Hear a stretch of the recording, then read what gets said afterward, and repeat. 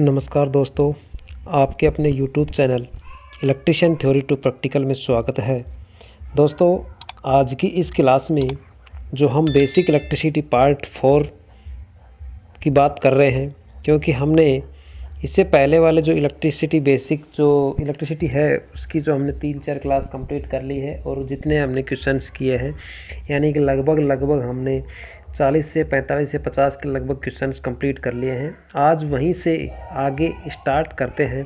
आज हम उन्हीं क्वेश्चनों को देखेंगे जो प्रीवियस पेपर के अंदर आए हुए हैं, जो पिछली क्लास के अंदर भी आए हुए क्वेश्चंस को ही सोल्व किया था, जो यूपीपीसीएल TG2 की हम बात कर रहे हैं। ठीक है दोस्तों, तो चलिए हम वीडियो को स्टार्ट करते हैं। तो वीडियो को स्टार्ट करने से पहले आप लोगों से गुजारिश है कि आप लोग इस चैनल के ऊपर नए हो तो चैनल को सब्सक्राइबर और बेल आइकन को प्रेस कर लीजिए, ताकि हम जैसे ही आज वीडियो को अपलोड करते हैं वो वैसे ही आपके पास वीडियो का नोटिफिकेशन प्राप्त हो सके। ठीक है, तो चलिए वीडियो को ज़्यादा से ज़्यादा शेयर करिए और अपने यार दोस्तों के साथ वीडियो को लाइक और शेयर दोनों आपस में एक दूसरे को अटैच करिए। ठीक है, तो चलिए दोस्तों हम स्टार्ट करते हैं वीडियो को। जो आप लोग थंबनेल में दिख रहा है, आपके स्क्रीन पे दिख रहा है, तो हम स्टार्ट करते हैं इसी क्वेश्चन को आगे बढ़ाते हुए। दोस्तों, आप लोगों को क्वेश्चन दिख रहा है कि वैद्युत ऊर्जा की जो इकाई होती है, the unit of electrical energies, वैद्युत ऊर्जा की जो इकाई होती है वो क्या कहलाती है। ठीक है, तो अब आप लोगों के सामने ऑप्शन दिया हुआ है वाट आवर में, वाट एम्पियर घंटे में, वाट सेकंड में, जूल आवर में। ठीक है, तो अब दोस्तों आप लोगों को मैं बताता हूँ इस क्वेश्चन का जो सोल्व क्या होता है, कि जैसे एनर्जी बराबर क्या होता है, एनर्जी बराबर क्या होता है, VI/T होता है दोस्तों। V का मतलब क्या होता है, वोल्ट होता है। I का मतलब क्या होता है, एम्पियर होता है। T का मतलब क्या होता है, समय होता है। ठीक है, जो घंटे की हम बात करते हैं, तो जो यूनिट होती है उस यूनिट की जो मैं बात कर रहा हूँ यहाँ पे, उस यूनिट की जो मैं बात कर रहा हूँ यहाँ पे, उस यूनिट की दोस्तों बात हो रही है। तो उसी प्रकार से हम बात करते हैं। तो जैसे हम बोला कि E बराबर VI/IT। ठीक है, तो जिसमें वोल्ट भी होता है, एम्पियर भी हो और घंटा समय भी हो। ठीक है, तो ऐसा ऑप्शन हमारे को आपको दिख रहा है कि ऑप्शन नंबर क्या दिख रहा है, डी ऑप्शन दिख रहा है। ठीक है, क्या दिख रहा है आपको, डी ऑप्शन दिख रहा है। ठीक है दोस्तों, तो चलिए इस क्वेश्चन का right answer option number B होगा। चलिए नेक्स्ट क्वेश्चन की ओर। नेक्स्ट क्वेश्चन है दोस्तों, नेक्स्ट क्वेश्चन दिख रहा है वैद्युत आवेश का यूनिट है, वैद्युत आवेश का यूनिट है। वैद्युत आवेश ऑप्शन दिया हुआ है एम्पियर में, वाट में, वोल्ट में और कूलम्ब में।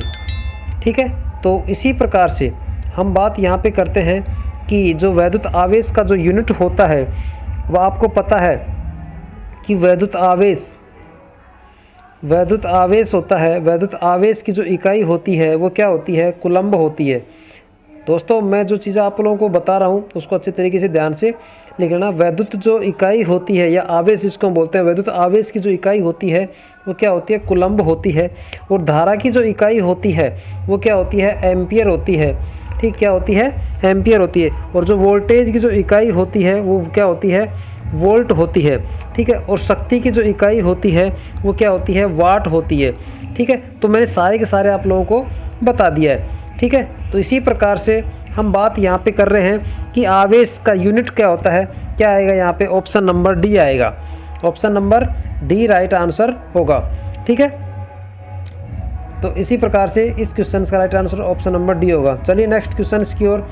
नेक्स्ट क्वेश्चन है which material is expected to have least resistivity. निम्नलिखित में से किस पदार्थ की जो रेजिस्टिविटी यानी प्रतिरोधकता सबसे कम होती है। ठीक है, तो ये जो इसकी जो प्रतिरोधकता होती है वो सबसे कम किस पदार्थ की होती है, यही तो बात बोल रहा है कि आप लोगों को पता है कि ऑप्शन दिया हुआ है कॉपर दिया हुआ है, लेड दिया हुआ है, सीसा जिसको हम मरकरी और जिंक। ठीक है, 4 ऑप्शन आपको सामने दिया हुआ है। तो इस क्वेश्चन का जो राइट आंसर होगा दोस्तों, ऑप्शन नंबर क्या होगा, ए होगा, यानी कॉपर होगा। सबसे ज़्यादा जो कम होती है रेजिस्टिविटी कॉपर की होती है, और इससे कम किसकी होती है, चांदी की होती है। किसकी होती है दोस्तों, चांदी की होती है। सबसे कम किसकी होती है, चांदी की होती है। तो सबसे ज़्यादा यूज कौन से वायर का करते हैं, चांदी का करते हैं। ठीक है, तो इसी उससे ज़्यादा कम किसकी होती है, कॉपर की होती है। चलिए नेक्स्ट क्वेश्चन की ओर। नेक्स्ट क्वेश्चन क्या है, निम्नलिखित में से किस प्रतिरोधक का साइज अधिकतम होगा, यानी कि which register will be physically largest in size. ठीक है, तो आप लोगों के ऑप्शन में दिया हुआ है 10 ओम 50 वाट, 100 ओम 10 वाट, 1 किलो ओम 1 वाट, 10 मेगा ओम 1/2 वाट। ठीक है, तो इसी प्रकार से अब आप लोगों को देखना है कि इसके अंदर क्या होता है कि जो रेजिस्टेंस होता है वो समान कैपेसिटी के हैं। अगर मान लिया कि दो कैपेसिटर हमारे पास, दो रेजिस्टेंस हमारे पास समान मान के लगे हुए हैं, दो रेजिस्टेंस समान मान के लगे हुए हैं तथा उनकी जो पावर रेटिंग होती है, पावर रेटिंग की अगर बात करते हैं अलग अलग, हम इसकी बात करते हैं हम अलग अलग। जिस रेजिस्टेंस की पावर रेटिंग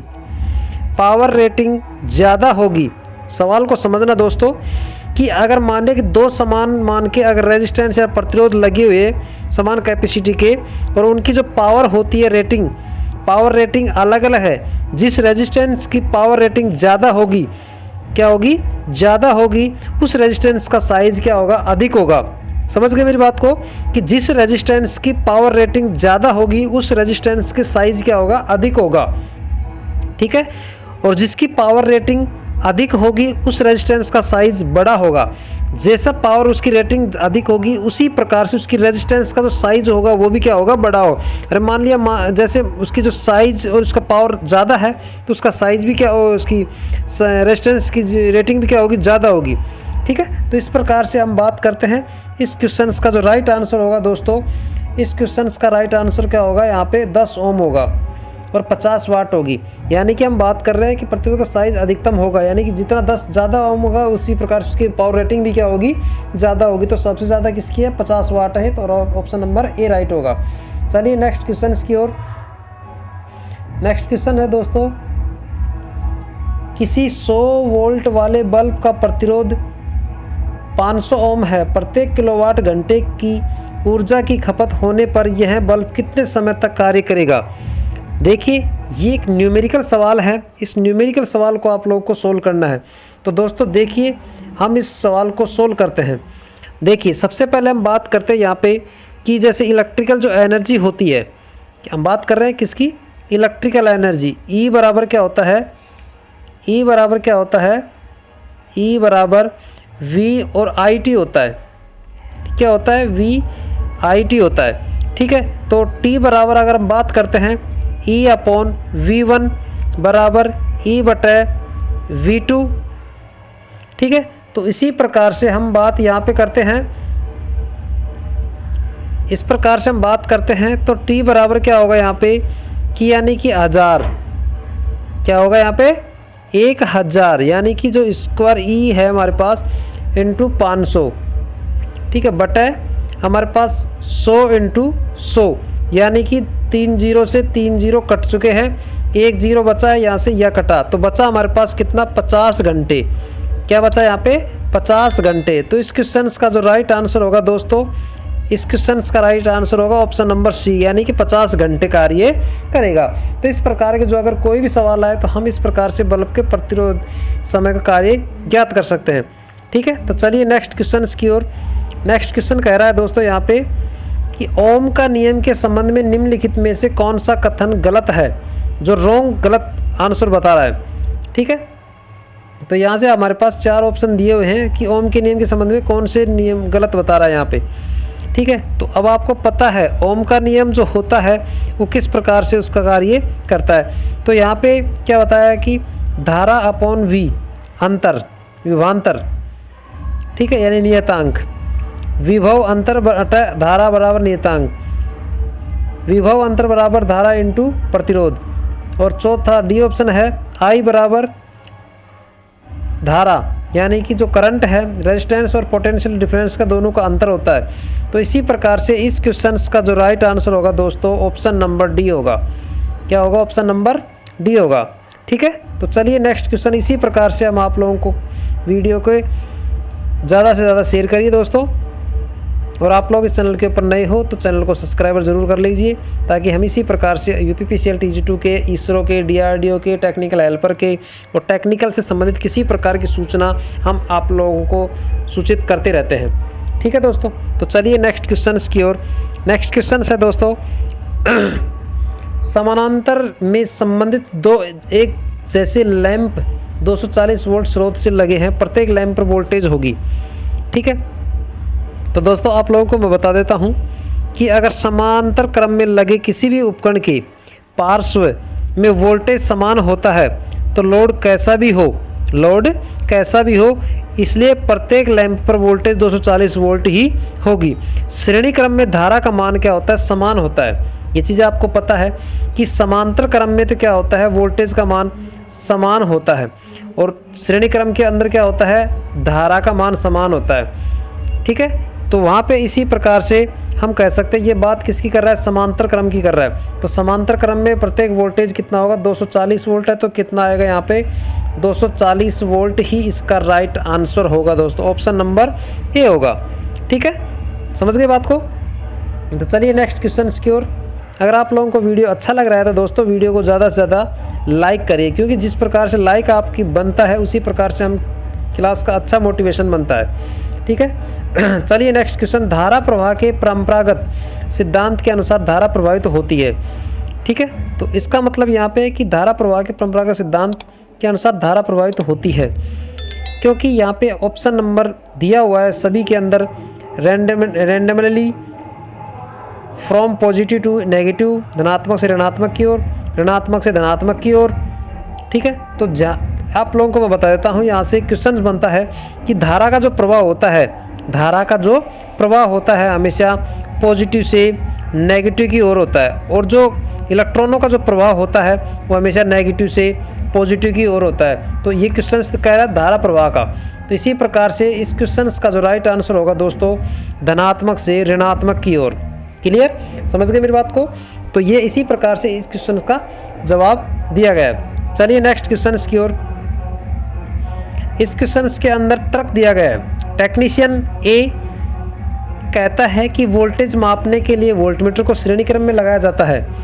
टेक्नीशियन बी कहता है समांतर में कौन सही है।